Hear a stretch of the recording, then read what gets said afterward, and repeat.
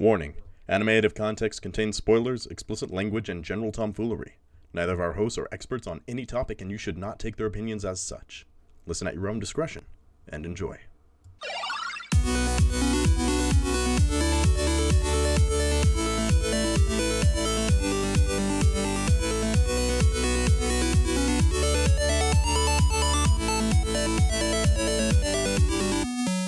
Hello and welcome to Anime Out of Context, the show where I attempt to explain the sometimes weird, sometimes wonderful, but always hilarious world of anime. And I disagree with existentialist philosopher John Paul Sartre that hell is other people because hell is clearly this podcast. I'm Shaun Rollins. I'm Remington Chase. Remington, I feel like I should apologize. Oh, God damn it! Already! No, not for today, just for what I did to you last time. Okay. It was considered cruel and unusual by a lot of people. You're not forgiven. Nor do I think you ever will be. Oh, come now, Remington. Can't you find it deep within your heart, within your loins, that I should get a semblance of forgiveness for what I've done to you? I could look deep in my heart, but recently it has been torn out of my chest and stabbed while it is still beating. Well, quite frankly, that should make it easier to look inside of. Oh, alright. So you're apologizing, and does that mean that today we have something better? Technically, yes. Oh, technically, yes. So this is gonna be another, popular thing, which I'm still gonna hate. Maybe. I don't know. Maybe means yes. It's a bit of a coin flip for you this time around, Remington. But before we get into that, I did have a reason for showing you that last time, and it wasn't just pure torture. Okay, what was the reason, Shaun? Well, because, Remington, we are in the month of October. That we are. And you know what that means? It means spooky things. And that means I had to horrify you in some way. Oh, God. And traditional horror just doesn't do that for you anymore. It does not. No, it needs to be existential and apparently involve sisters. Aren't you happy you don't actually have a little sister? Oh, so glad. Yeah, so I figured I would start off October with a bit of a, something that would actually terrify you. Okay. But this time around, I'm actually going to go into something that is horror-related. Something dark, something violent, something a little scary, depending on your preference. I do like horror-related things. Yeah, and this one isn't pure scare tactics. It's not gonna set you up tension-wise for, your usual moments of jump scares or true fear. Uh-huh. It's more like an overall horror of action. Okay. So the horror of violence, the horror of man as a whole, as of monsters, you know, that kind of horror. Yeah, okay. More suspense action, less creepy crawly stuff. Okay, this seems precariously promising. So what I'm telling you right now is it's basically a super edgy show. Yep, and as we have learned, I do enjoy edgy shows. I enjoy edgy, but I don't enjoy ecchi. Yep, and I also have a term that I forgot existed for a while, but is a term that you should really know. Oh, there's still more terms? There's so many terms. I thought we had finished with the Japanese language. I thought that we had covered it all by now. Oh, then why don't you tell me a sentence in Japanese? Konnichiwa, motherfucker.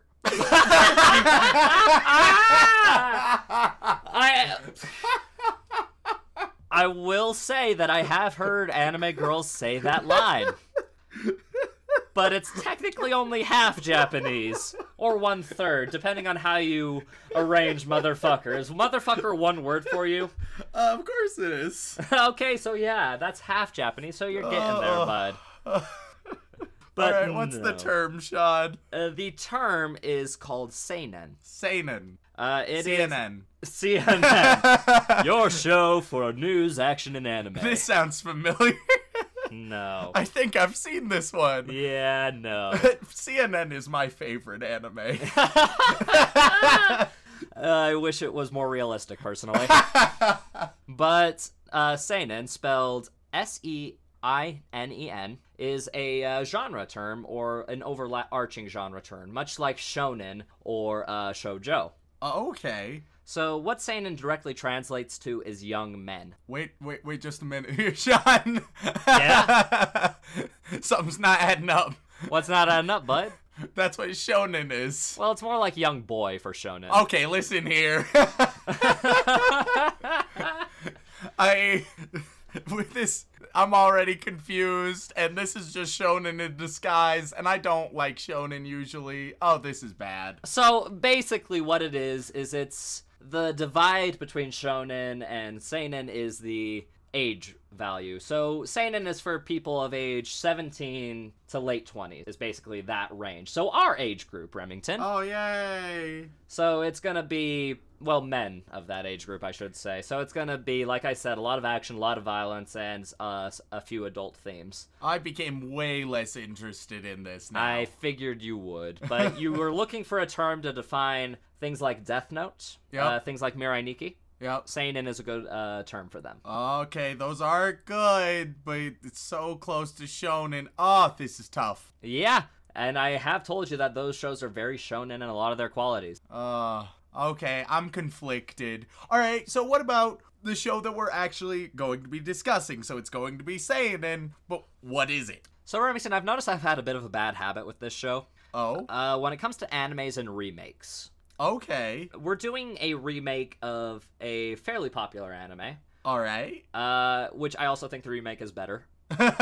So there's the controversy for you there. We've touched on very few originals when a remake is available, I've noticed. That is very true, and I usually tend to like the remakes. But this case is very justified. Are you familiar with the anime known as Hellsing? I am not like Van Helsing, like Yes. Vampire Hunter? Oh, yeah. So, like, this is about Van Helsing. Kind of. Oh, this is about vampire hunting. Kind of. This... What? Well, so you're kind of right, and you're kind of wrong. How can I be kind of right? I don't understand. So Hellsing is the story of what you might expect, vampires in the world, and the Hellsing organization, which was founded by Van Helsing. Oh, okay. And their job is to combat, dark, evil, supernatural threats, usually vampires and the like. Okay. So, yeah, like I said, kind of right. It's by Hellsing, but it's not about Hellsing. It takes place in the 90s. Oh, the 90s. Yeah, because the original Hellsing anime came out in the mid-90s, if I'm not mistaken. Oh, boy. But that's not the one we're talking about. The one No, we're of course talking not. about is the one that started in 2006 and ran until 2012. Oh, okay. That's quite a long running time. You'd think that, but there's only 10 episodes. What? We did 2 episodes a year. Yeah, basically, actually. I don't understand. They did the BBC Sherlock route with this kind of thing. Oh, no. I know you hate Sherlock, but that's no reason to disregard this anime. I'll be the judge of that. So the reason that this happened was, it wasn't aired on TV. Let me just put it to you that way. Where was it aired? It's technically a thing called an OVA. I briefly touched upon it in previous episodes. Do you remember what an OVA is? An OVA is an original Velcro acrobat. So they're an acrobat who can stick into the sky using Velcro, and they do their own stunts. It's very original. You got it in one, Remington. I'm so proud of you. I knew it. I knew I could do it. No, of course you didn't get that right. Oh, damn. You got one word of it right, which was original. Oh, okay. It's original video animation, OVA. Okay, so is that just not by a studio or something? No, it is by a studio. Oh, I'm so confused. So, I was expecting that, quite frankly, but OVAs are kind of... Oh, wait, they're the extra bullcrap that's added on, aren't they? For the most part, yes. So is this just all extra bullcrap? No, it's a remake.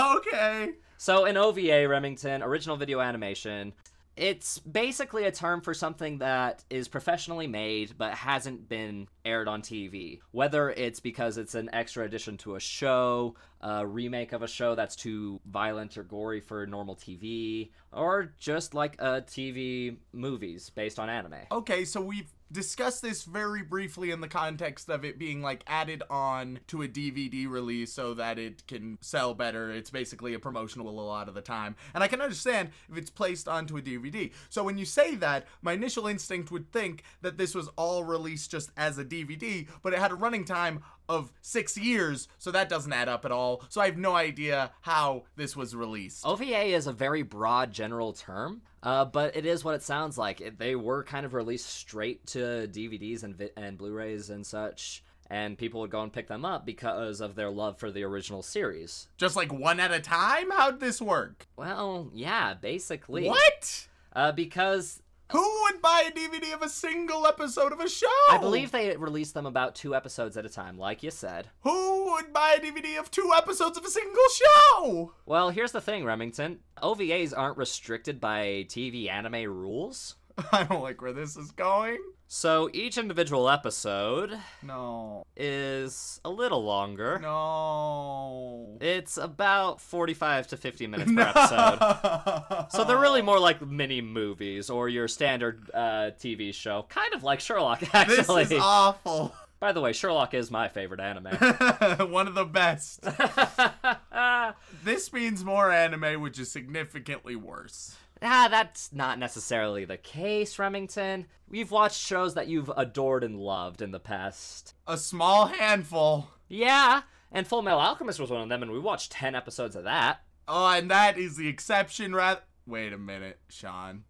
Sean, I have a very important question, Sean. I might have an answer, Remington. Sean, I have a very important question for you, because I recognize that between episode 20 and 30, you have yet to implement the Sean bullshit rule that says that we watch significant more of an anime than our 3 to 4 episode rule. And so I'm asking a very important question, Sean. How many episodes are we planning to watch? Surely it should just be 2, because that's the regular length of what we normally watch. Right, Sean?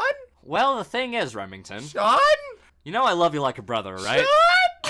Sean? We're probably gonna watch 3 episodes. Okay. I'm not implementing my rule, not this time. Not for this show. Because that would take an exorbitant amount of time. That would take a whole day's worth of watching. Oh, I'm aware. Okay, 3 still more than I'd like. If anything, you've just tricked me into being happy that I'm only going to be watching like 2.5 hours, which is still a ludicrous amount. Well, Remington, it's all for the greater good. You know, we have our 3-episode rule. Just watching 2 episodes would make some people mad at us. Oh, yeah, ridiculous. Yeah, I'm just doing this for you, Remington. Oh, yeah, for me and my education. Exactly. But yes, the show we're watching today is called Hellsing Ultimate. Okay, Hellsing Ultimate. So you've given me the very broad idea. There's the Hellsing Corporation. This is a remake. They haunt the dark and spooky thing. But what exactly is going on? Who are the characters? What are they doing? What's happening in this world? So Hellsing Ultimate, or Hellsing in general, follows the adventures of the Hellsing organization, an organization built and designed to hunt monsters and abominations against God. Oh boy, do I have a high school for them. Oh, if only, right? If only. But no. And of course, these creatures are tormenting the human race, for the most part in secret, which is amazing that this can happen, because in the show there are definitely massacres that I don't know how they keep that hidden. At a certain point, they probably have given up on that, but early on they're like, this is a secret organization, nobody knows about our actions. Eventually that's definitely going to get blown out of the water. Yeah, but it's a bit hard to maintain. yeah, and the organization is run by its head, a woman known as Integra Fairbrook Wingates Hellsing. Oh boy! A very... What a name! Yeah. By the way, it's set in England. Yeah, I got that. Whenever anime goes English, the names are like all in. Oh, yeah. That full name is great. So you got Integra Hellsing. More or less.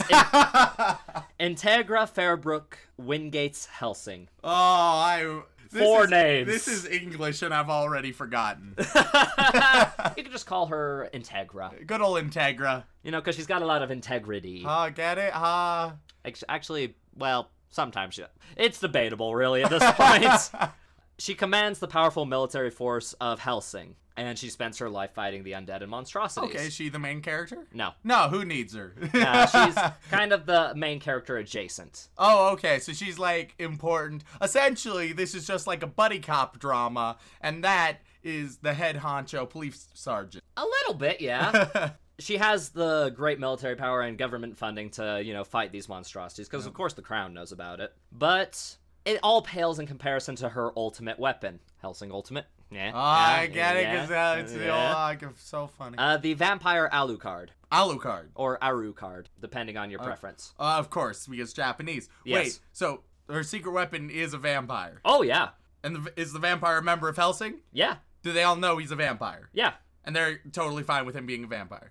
Because he is contractually bound to the Hellsing family. It's just that's the way you really get them.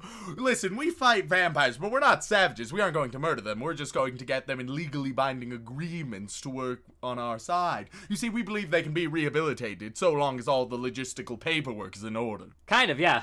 What in the world? Except it's more of a, magical demonic binding contract. Why don't they do that with every creature? Because every creature, that would just be too much logistics and too much effort. That'd be ridiculous. And besides, Alucard likes to kill vampires. Okay, why? Oh, because he thinks they're monsters. There's some weird self-loathing, self-deprecating stuff there. Yep. Oh, man. Why?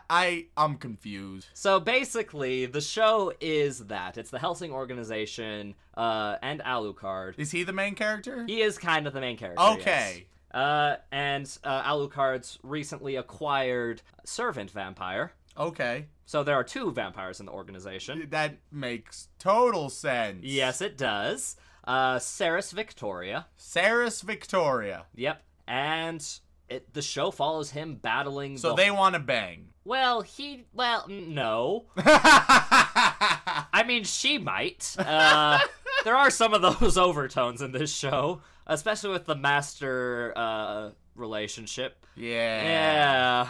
Let's just say it's good fanfiction fuel. Oh, God. But no. It's what it sounds like, honestly. It's vampires hunting vampires and fighting the evils of the world. Problem is, though, it's a very monster versus monster kind of situation. Because if there are monsters who are willing to fight the monsters, then it shows that not all monsters are bad, and thus it shows that you shouldn't just hate monsters wholesale, and thus maybe there are just bad people. I mean, a little bit, but at the same time, these monsters eat people on the reg, my dude. Well, yeah, some of them.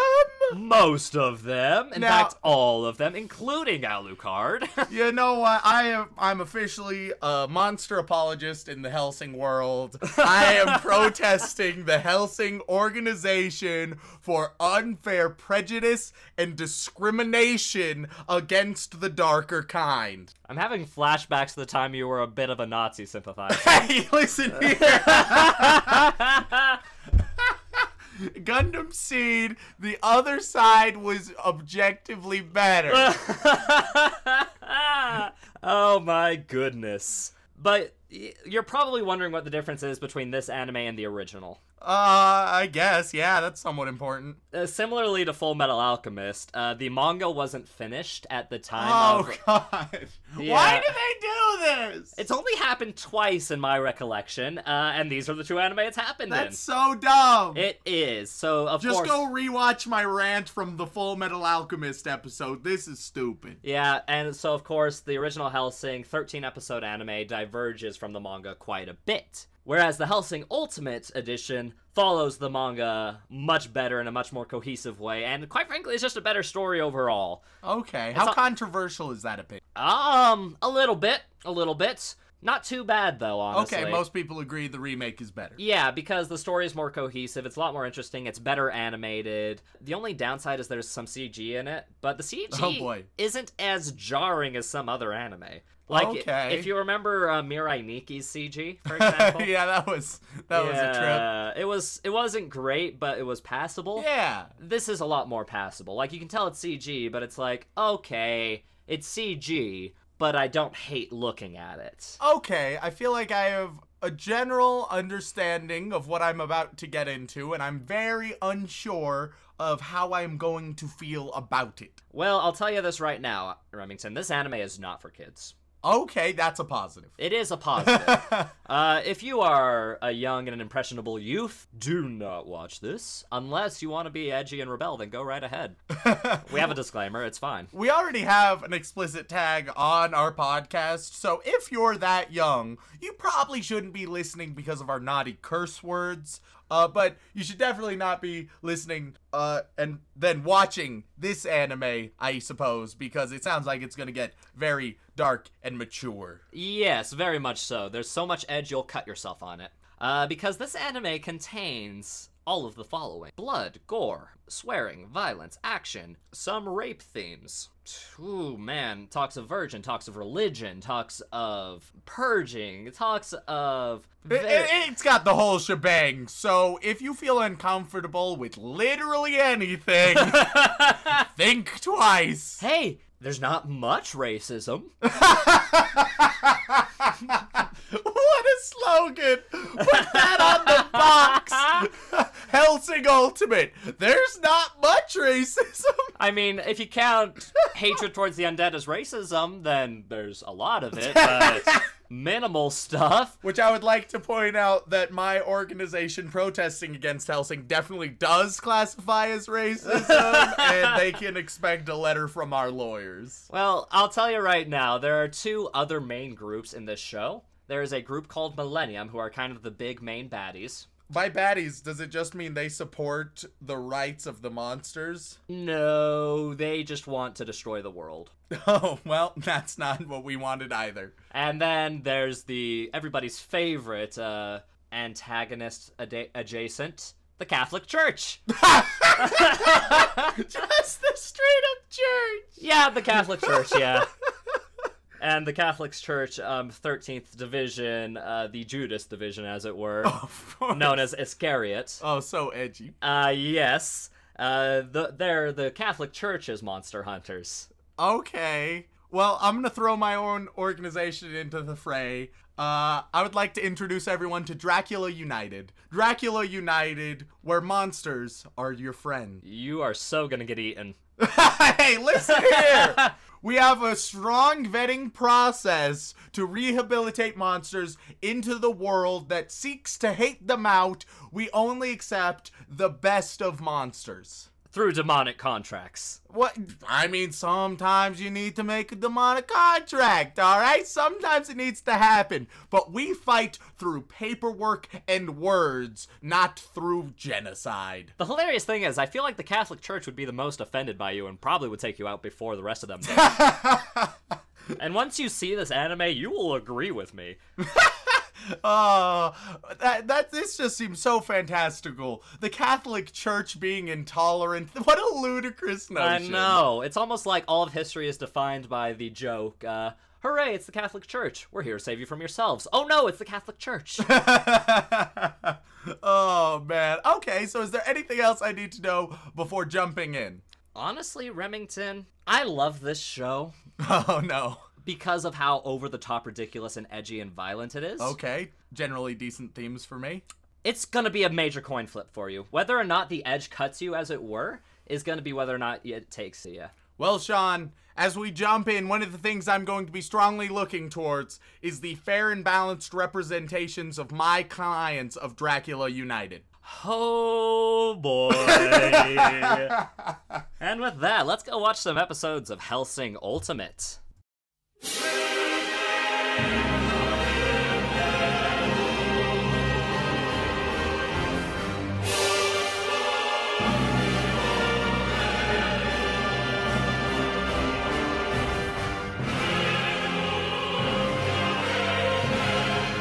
Ladies and gentlemen, we are back after watching a grand total of 2 episodes of Hellsing Ultimate. Why we watch 2, you say? Because they're 40 minutes apiece, and I'll be honest, I don't think a 3rd episode will change Remington's opinion much. And boy, do I have a very strong opinion. So, on a scale of 1 to invading Russia in the winter, how bad of an idea do you think it'll be for us to watch more of this show?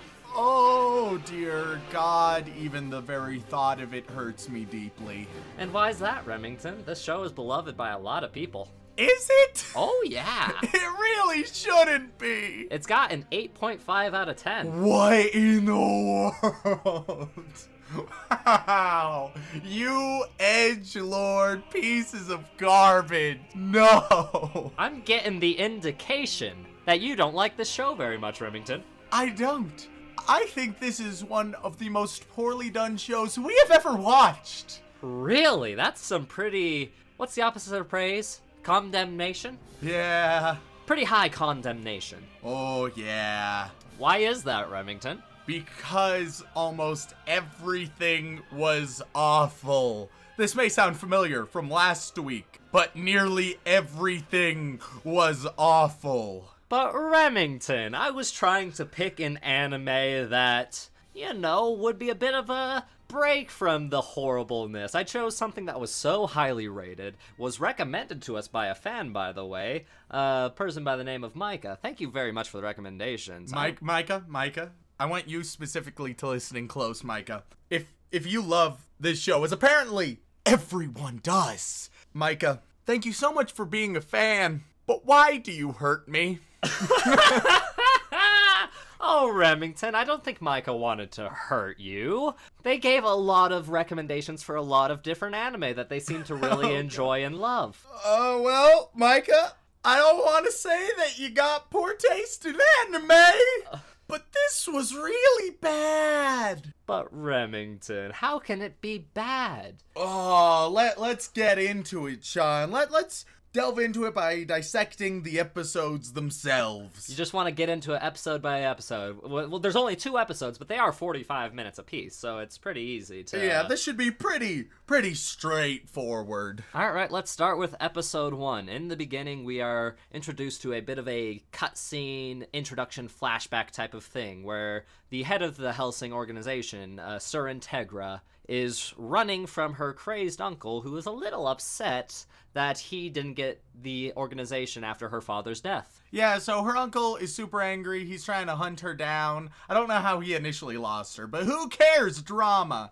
And so he eventually finds her in what was supposed to be a super secret hiding spot that nobody else was supposed to know about. Fine, whatever, who cares? And he finds her, and he shoots her. Bada bing, bada boom. Oh no, shoots her right in the arm. And then blood splatters everywhere. Oh man, it would really suck if there was a blood-sucking creature around to drink that blood now on the floor. Yeah, but coincidentally enough, that room was the cell that held the fairly drained corpse of Alucard. Yep, and so he starts lapping up the blood. Meanwhile, the uncle has the gun in Integra's face, and right as he's about to shoot nice and slowly, he's not just gonna do it, because of course not, that would be ridiculous. Then the baddies would win, and we can't have the baddies win, even if there's obviously no way out of the baddies winning if they act at all rationally. Oh, don't worry, we will be touching upon this quite a few more times.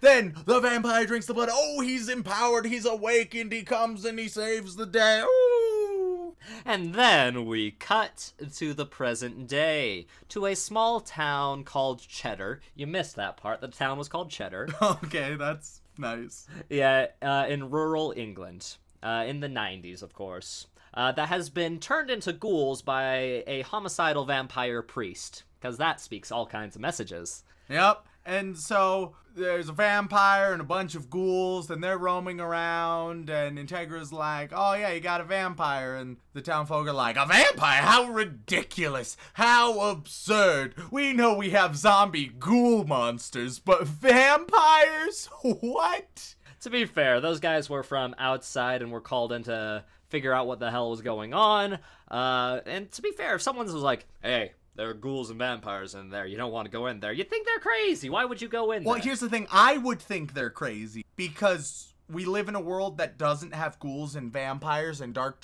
twisted abominations of a supernatural sort. I don't know. I have seen The Presidency.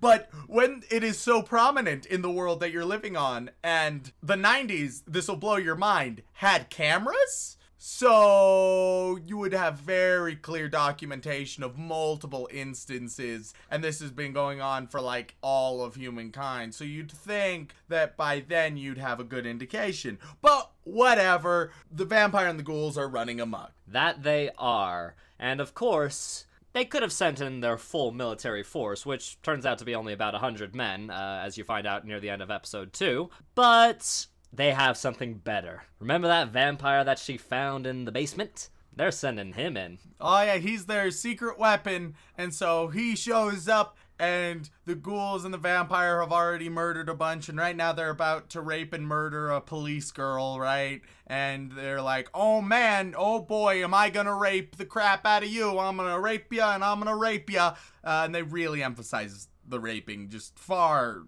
more than is necessary. Like, you can tell it's not just that it fits within the dark themes and this is a dark show. No, they are trying so hard to emphasize how far they're pushing the envelope. That they are. Of course, the police girl, who you've probably figured out is an important character at this point, because, well, she's the only person alive in the whole town, and is in the middle of the confrontation between Alucard and this psychotic priest, which I can never remember the name of, because I don't think they ever say his name. Nah, it doesn't matter. It doesn't matter.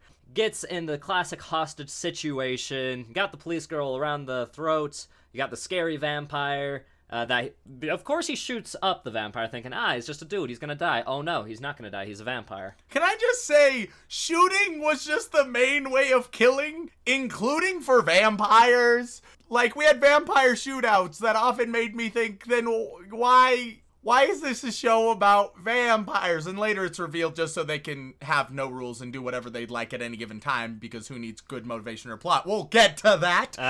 But nonetheless, when you just have two vampires shooting at one another and none of the shots matter until they die, it really doesn't have much tension, nor does it have interesting action. But Remington, we're Americans, hot-blooded and ready to do some action with guns. But they aren't. They're English. Oh, that's a very good point, actually.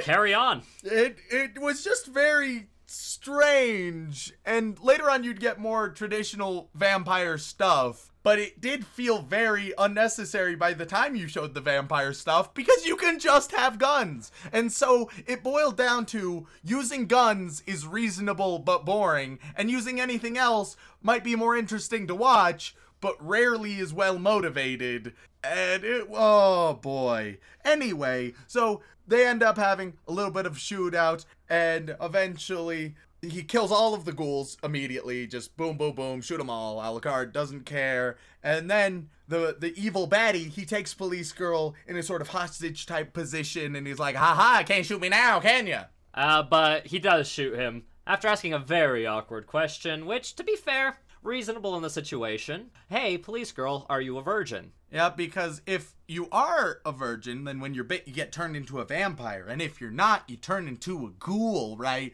Because it's very important about where you stick your dick. It's more about the purity of soul and of God. There's a lot of heavy Christian themes in this show, which a lot of Christians would really be angry at me for saying. Oh, yeah, it's real weird, but I'm not even gonna harp on the weird religious themes or the weird ways that they're used, because there's so much more to harp on. Yeah, you have a whole list, and it's quite a long list. I've seen it. Yeah, it's one of my longer lists that I've made. So he shoots them both, and he shoots the baddie right in the heart, and he kills the other vampire, neat. And then he goes to the girl and he's like, oh no, looks like you might die. I wonder if there's another course of action to take. And it acts as if he's figuring out what to do, but given his question, he knew what he was going to do. So it's just as if they forgot that past 10 seconds. To be fair, Remington, it was more like he was double-checking with her. He's like, so, I shot you through the heart. Do you want to live or not? That's basically what it was. Sort of. I suppose you could make that argument, but it definitely was a bit off. And so, of course, he bites her. There's a really weird, jarring, way too colorful dream sequence that did not fit. And there are quite a few of these moments when it comes to the police girl where things just become colorful and silly for a moment, but not silly enough to be humorous, which I think is what they were going for. It is, and I'll say this right now, the humor definitely falls very flat in this show. No, it feels like the network watched it and was like, oh, okay, but you know what really helped? Adding some humor. And so they just shoehorned it in there a few times and it never worked. Anyway, after the dream sequence, she wakes up and she is a Draculina. Ooh, it's one of the stupidest terms I've ever heard in my life. It makes sense. Male vampires are Draculas and female vampires are Draculinas. What's the problem? You know, I've heard of a term for male and female vampires. What's that, Remington? Vampires. Yeah. It just feels like such an unnecessary distinction to have Dracula and Draculina, but the show, oh boy, it loves its jargon. If it can come up with a very specific term for something, it will. Every single weapon has a title. Every single group has a name, a section, a subcategory, and a subname. Every single thing, it so desires this jargon, these unnecessary labels, so that way when talking about it you can feel like you're an insider. Oh yes, group 13, the Iscariot chapter. Oh, look how in and smart I sound. But it's false world building. You're not actually building a living, breathing world. You're just making up so many terms that it feels more complicated than it actually is. What, are you trying to tell me that vampires fighting vampires and the church fighting vampires and just edge galore isn't good world building?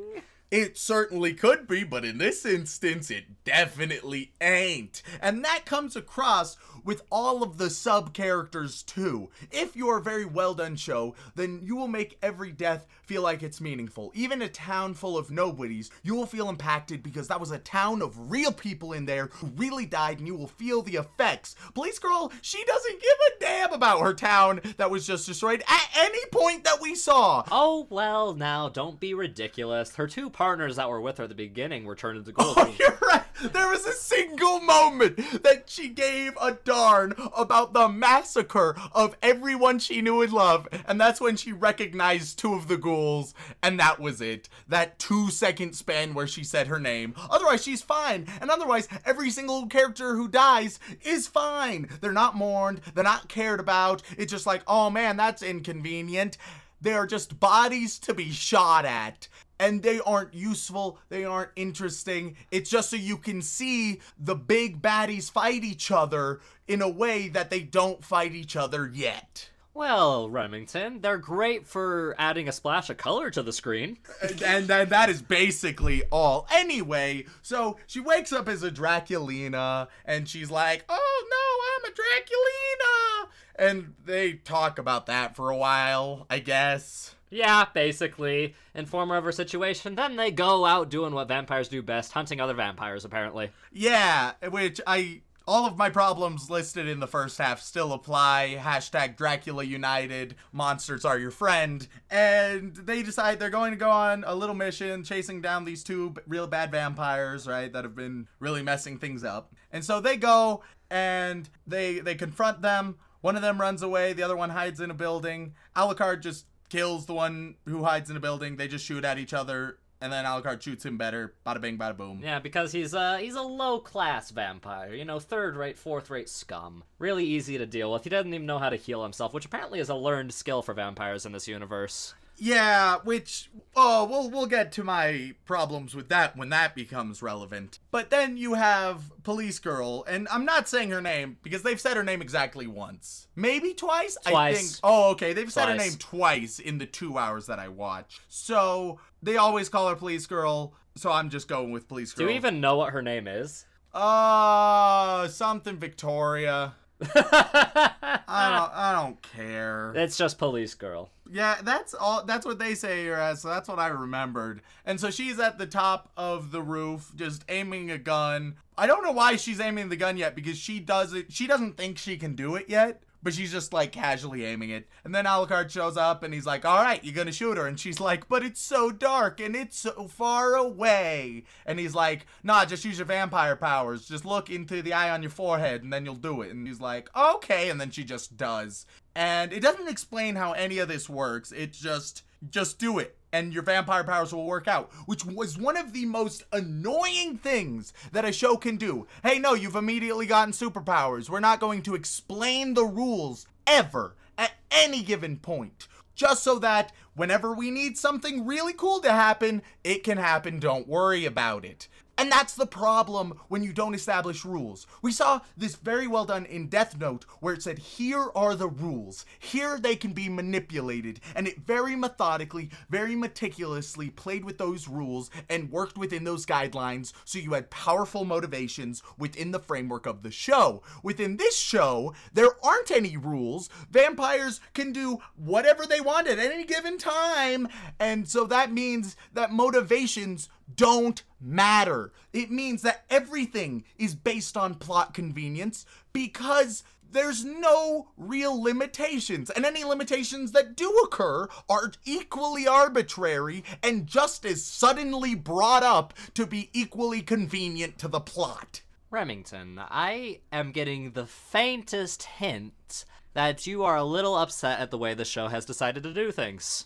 It did everything wrong, and that is why. And we aren't even done with the episode yet. Of course not. We're only 2/3 of the way through. Yep, right after this incident of exploring vampire powers, albeit shallowly, we cut to a small church in Italy. And this is where we meet one of the other big organizations and one of the big, you could say, baddies. Because he's not a goodie, that's for certain.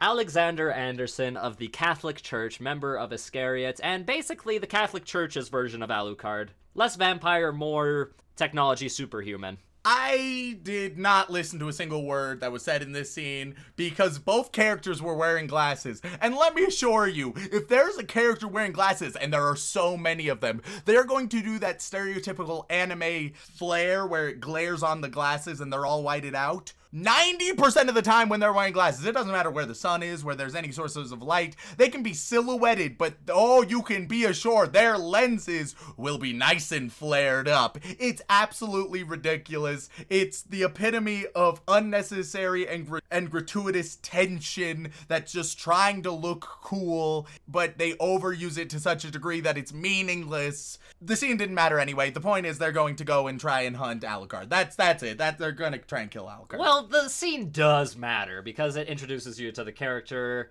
shows you he's a crazy Catholic priest man who likes to hunt things, and that they don't like Protestants very much. Yeah, neat. Alright, so then Alucard and Police Girl, they're hunting a bunch of ghouls in this place. So neat, they just take them down one by one. It's real easy because they're just fodder. When all of a sudden, she gets stabbed by a bunch of holy bayonets. Oh, it really looks like things are dire for her. I wonder if she's going to be seriously injured. But wait, she wasn't punctured through the heart very deliberately because Anderson is the one who did it, and he wants to just have fun with it.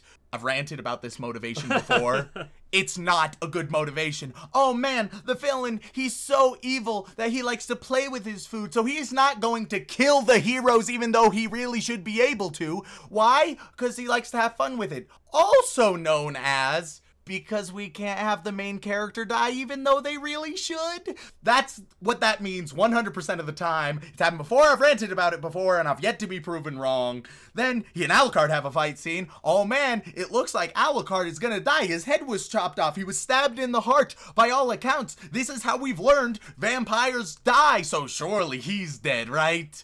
Oh, but no sorry, Bob. You have some false tension between Integra shows up and Police Girl, and they sort of fight Anderson. Neat, cool, meaningless. But then Alucard is not actually dead, even though that's the way you kill vampires. Oh, so surprising. Because then they reveal that Alucard is basically the pinnacle of vampire technology, or breeding or however it is you make vampires, apparently.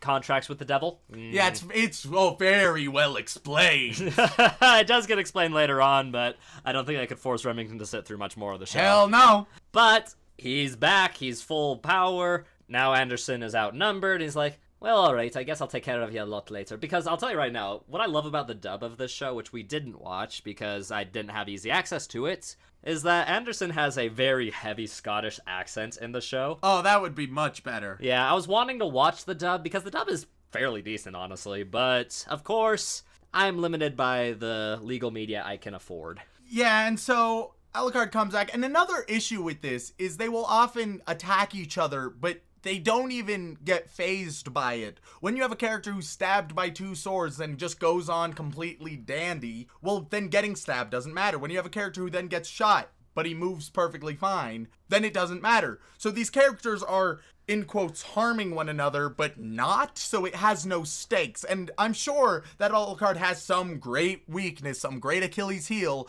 but it's not established, so any fight he's in, you're like, okay, the way that you kill a vampire is not the way that you kill him, so as far as we are concerned, he cannot die, thus any battle he's in has no stakes. But that's essentially episode 1, and episode 2 is a lot more straightforward. Yes, it is. After the conflict with Anderson, they go back, and of course, they're all chilling at the base. Episode 2 starts with another flashback, believe it or not.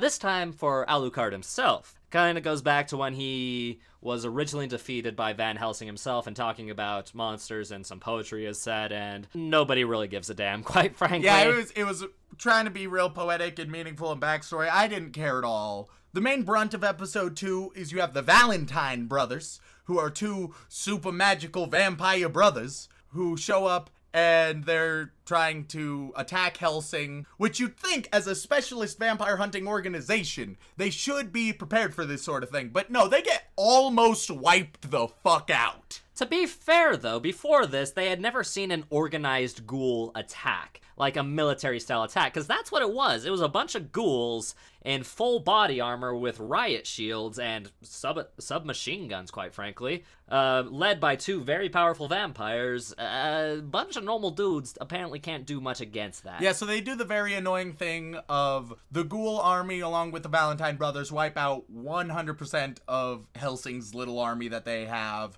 and they're right about to get to the final conference room, which has Integra and all the council members that don't mean a thing yet. Meanwhile, it's only at this stage where they're like, hey, Alucard and Police Girl, maybe you should help out a bit. We're all about to die, so if you could come up and assist, that'd be cool. Yeah, but can we talk about the Valentine Brothers a little bit? Because they're interesting, aren't they, Remington? All right, so they have 2 personalities. Yes. One, the younger brother. Oh man, he's just the taboo one. He's gonna say a lot of curse words and flip you off and be super edgy, cause that's not acceptable in society. Get it? Get it? Get it? He'll keep doing it. He'll keep doing it. Is it edgy yet? Are you uncomfortable yet? Get it? How edgy it is? You seem pretty uncomfortable right now, Remington. More frustrated. And the other one doesn't have a personality at all. I mean, he's kind of the opposite of Jan, which is the younger brother.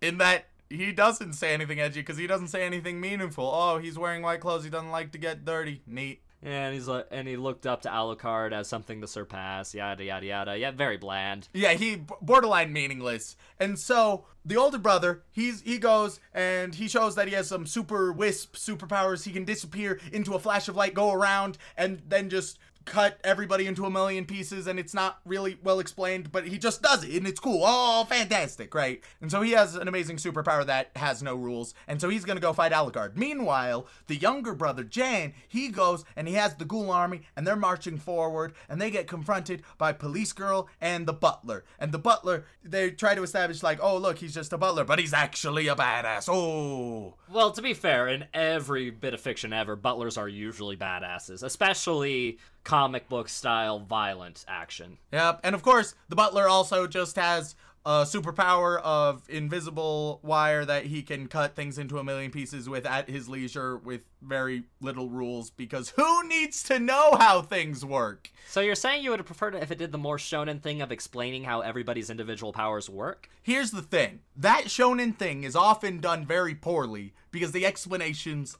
are horrible. What I would love is if you just said, here are the rules of being a vampire. Here's what you get. Here's how it's done. Here are the things you can do now. And then it worked within those rules. A very less is more approach. But it didn't do that thing. Or you could have had these different powers, but make them very clear what's going on. It didn't do that either. So you have the butler and he eliminates all of the ghouls within 10 seconds. So all these ghouls that are supposed to be so threatening because they're armored, they have riot shields. Oh my goodness, they're so strong. They've wiped out the entire vampire specialist army. They're wiped out in a moment. But there are more of them. Oh no, they're all wiped out in a moment. But there are more of them. Oh no, they're all wiped out in a moment. No stakes, no intensity, no pressure. Not even any great action choreography because he just waves his hands and they're all dead. But then you have the little brother still, and he shows up. Oh man, this could be an issue. No, he just